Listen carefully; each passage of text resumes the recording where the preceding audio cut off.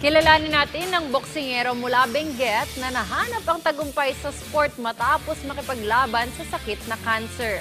May ulat ang aking teammate na si Bernadette Sinoy.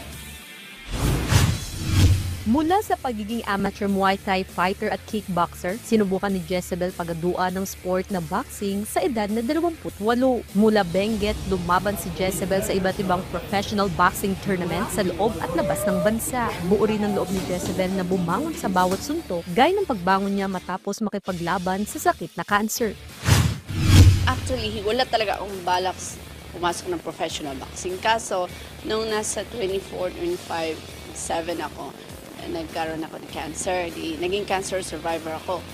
Kailangan maging conscious ako sa health. Yun yung naging pathway ko na nung time na yan, na-discover ako ng isang coach ko na may lakas ka, may potential ka pa, pwede kang pumasok sa pro.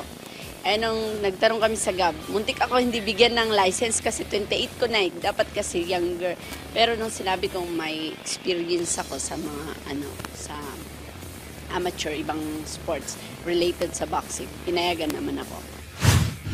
Ngayong nasa 41 years old na si Jezebel, pinatunayan niyang hindi nasusukat sa edad ng pagiging kampiyon dahil nakolekta lang naman niya ang WBC Asia Female Flyweight title. Ako at 40, 30 pataas, mga nakakalabang 20s, ganun. Pero andun pa rin, ikumpara ko yung lakas ko sa kanila. Ano pa rin, sumasabay pa rin ako. Huwag kang makinig sa sinasabi ng iba dyan. Minsan, yung yung hindrance sa pangarap mo, pamilya mo, mga malapit sa'yo, doon mo lang i-focus mo sa sarili mo, sa pangarap mo. Kasi pag saka na, walang mangyayari. Samantala, bukas din si Jezebel na ibahagi ang kanyang kaalaman at karanasan sa larangan ng boxing bilang coach sa hinaharap. Bernadette Sinoy para sa Atletang Pilipino, para sa Bagong Pilipinas.